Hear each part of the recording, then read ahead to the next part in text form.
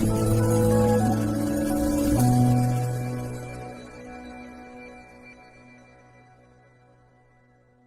ان ظالم ججوں کو، ان کی لاشوں کو قبروں سے نکالو، چوراہوں پہ لٹکاؤ، تاکہ موجودہ ججوں کو یہ احساس ہو سکے کہ وہ کوئی اس طرح کا جرم نہ کرے، اس طرح کا گناہ نہ کرے، اس طرح کا قتل نہ کرے۔ سر، لوگوں کو شاید نہیں پتا ہوگا، ذوالفقار علی بھٹو کے قتل کا فیصلہ اور انتقام خدا نے لیا ہے۔ ہم سب نے مرنا ہوتا ہے، ہمیں نہیں پتا ہمارا کیا ہوگا بعد میں، لیکن کسی کو پتا ہے کہ مولوی مشتاق کا کیا ہوا تھا؟ سر، میں نے تو زندگی سنا، ایک تو چلو وہ معذور ہوا ہو تو اللہ معاف کرے، بہت لوگ ہو جاتے ہیں، لیکن اس کا جنازہ جب گیا ہے، اس کے جنازے کے اوپر شہد کی مکھیوں نے حملہ کیا ہے، اس کے جنازے میں شامل لوگ جنازہ چھوڑ کے بھاگ گئے تھے، اور اس میں شریک مجھے یاد نہیں ہے 1 یا 2 افراد شہد کی مکھیوں کے کاٹنے سے ہلاک ہو گئے تھے۔ وہ جنازہ سڑک پہ پڑا رہا کئی گھنٹوں تک، اس کے بچے آئے بعد میں، انہوں نے آگ واگ جلائی، پتہ نہیں کیا کیا کچھ کیا، وہ ختم کر کے پھر خود اس کی لاش کو جا کر اٹھایا۔ کبھی سنا ہے کسی نے کہ کسی کی جنازے کے اوپر شہد کی مکھیوں کا حملہ ہوا ہو؟ ہم نے اپنی زندگیوں میں دیکھا ہے۔ ضیاء الحق کی موت جو ہوئی، کسی کی موت کیسے ہو جاتی ہے وہ چھوڑ دیں، ذوالفقار علی بھٹو کو جب دفنانے لے گئے تھے،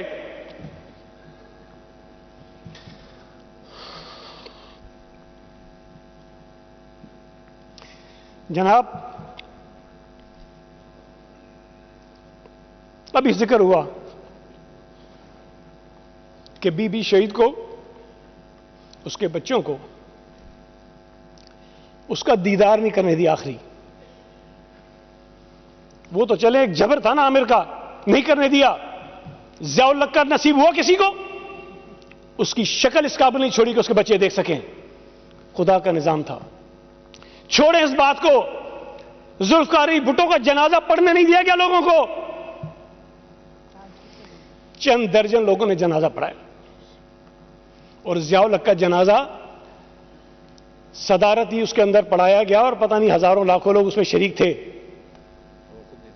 وہ تو پڑھا لیا نا سر، وہ جنازہ ہو گیا۔ اس جنازے کے بعد کیا ہوا؟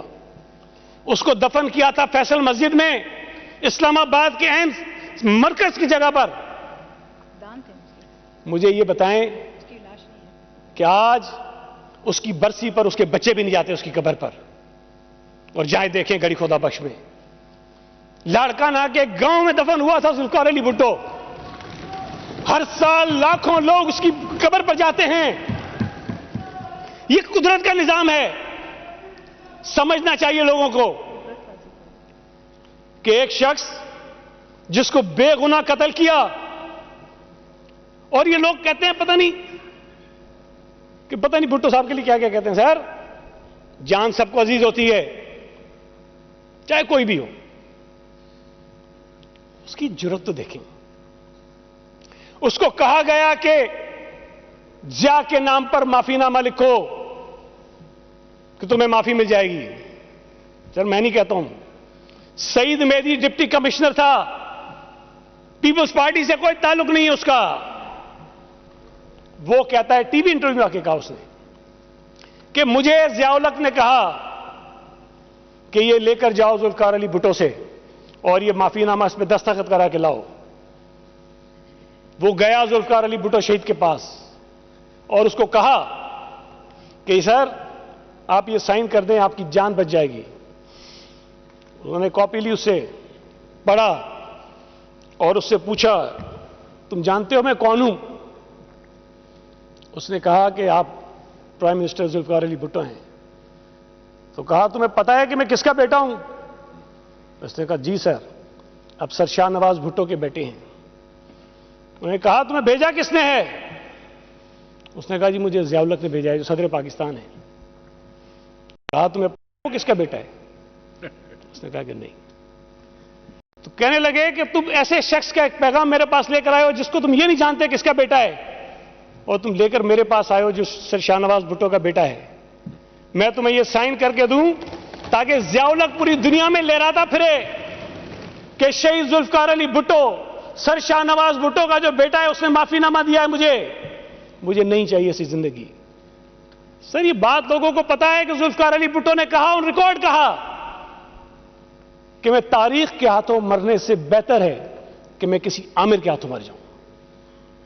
اور ہوا. فوجی عامر کے ہاتھوں وہ قتل ہوا. تاریخ میں آج بھی زندہ ہے. یہ ہمت، یہ سیاسی سوجھ بوجھ، یہ ویژن بہت کم لوگوں میں ہوتا ہے. لوگ جب موت کی کال کوٹری میں ہوتے ہیں، روتے ہیں، آئیں بھرتے ہیں. ذوالفقار علی بھٹو وہاں کتاب لکھ رہا تھا کہ اگر میں قتل کر دیا گیا، اف آئی ایم ایسیسینیٹڈ. پڑھیں لوگ وہ کتاب کہ وہ شخص جو اپنی پھانسی کا انتظار کر رہا تھا وہ کتاب میں کیا لکھ رہا تھا. وہ آپ کو پاکستان کے حالات بتا رہا تھا. وہ اپنی قتل کے بعد اس ملک میں کیا کیا کچھ ہونے والا تھا وہ بتا رہا تھا. اور ایگزیکٹلی وہی چیزیں اس ملک میں ہوئی ہیں جو وہ پہلے بتا کے گیا تھا. سر یہ کوئی افسانوی قصہ نہیں ہے. شاید ہمارے 3-4 بعد جو نسلیں آئیں گی وہ سمجھیں گی کہ افسانہ تھا. میں نے بھٹو شہید کو نہیں دیکھا، میں تو بہت چھوٹا تھا. لیکن یہ جو میرے جذبات ہیں، جو میرا لگاؤ ہے اور مجھے فخر ہے، میں اپنے آپ کو بھٹوش کہتا ہوں. یہ وہ ساری جو چیزیں پڑھی ہیں، جو سنی ہیں، اس کے بعد جو ہمارا جو ایک روحانی ایک رشتہ اور تعلق جڑا ہے نا اس خاندان کے ساتھ اور بھٹو شہید کے ساتھ، یہ اس کی بنا پر ہے. یہ واقعی میں اکثر لوگوں کو کہتا ہوں یہ جو بھٹو فیملی خاندان ہے نا، یہ اس دنیا کے لوگ نہیں ہیں، یہ کسی اور دنیا کے لوگ ہیں. لوگ کہتے تھے شہید محترمہ بینظیر بھٹو جو ہے نا وزیر اعظم بننے پاکستان نہیں ہے. میں کہتا تھا ہاں ہم بھی کسی کو کہتے ہیں وزیر اعظم بن جاؤ، یہاں سے گزرو، یہاں سے بم ماریں گے، یہاں سے میزائل ماریں گے، یہاں سے گولیاں ماریں گے، یہاں تلواریں چلائیں گے. بچ جاؤ گے تو جا کے وزیر اعظم بن جانا. مجھے بتائیں کون بنے گا؟ شہید محترمہ بینظیر بھٹو کو پتا تھا کہ مجھ پہ حملہ ہوگا. ساری زندگی وصیت نہیں لکھی. جب یہاں 27 دسمبر کو محترمہ آ رہی تھی اس سے پہلے وصیت لکھی. اکتوبر میں جب 18 اکتوبر کو آ رہی تھی اس سے پہلے وصیت لکھی. پتا تھا کہ یہ کچھ ہو سکتا ہے. آج بھی لوگ کہتے ہیں موروثی سیاست. یار مجھے دکھاؤ ایسی موروثیت کہاں پر ہے جو پیپلز پارٹی کی قیادت کرتی ہے. سر میں زیادہ تفصیل میں نہیں جاتا ہوں. میں یہ گزارش کرنا چاہتا ہوں سپریم کورٹ سے بھی، ہماری پارلیمنٹ سے بھی، کہ جہاں سپریم کورٹ کے 9 ججز نے ایک بہت تاریخ رقم کی ہے. یہ بہت کم ہوتا ہے سر کہ اس جگہ بیٹھ کے ججز یہ بات کہیں، یہ بات فیصلہ کریں کہ ہم سے پہلے بیٹھے ہوئے سپریم کورٹ کے ججز نے ظلم کیا تھا اور ایک بے گناہ کو انہوں نے قتل کیا تھا. یہ بہت بڑی بات ہوتی ہے. لیکن اس کے ساتھ ساتھ شہید ذوالفقار علی بھٹو کو جب یہ طے ہو گیا کہ فیئر ٹرائل ان کے ساتھ نہیں ہوا، انصاف ان کے ساتھ نہیں ہوا، آئین اور قانون کے تحت جن کو موقع ملنا چاہیے وہ موقع ان کو نہیں ملا، یہ سزا ختم کیے بغیر ذوالفقار علی بھٹو کو تاریخ میں انصاف نہیں مل سکتا ہے. یہ کہنا بہت ضروری ہے کہ ذوالفقار علی بھٹو کی سزا کو ختم کیا جائے. اور یہ بات بالکل ٹھیک کہی چیف منسٹر صاحب نے بھی اس قرارداد کا حصہ ہے کہ اس ملک میں جمہوریت کے لیے ذوالفقار علی بھٹو سے بڑا کوئی کردار آپ کو نظر نہیں آتا جس نے قربانی اپنی جان تو قربان کر دی.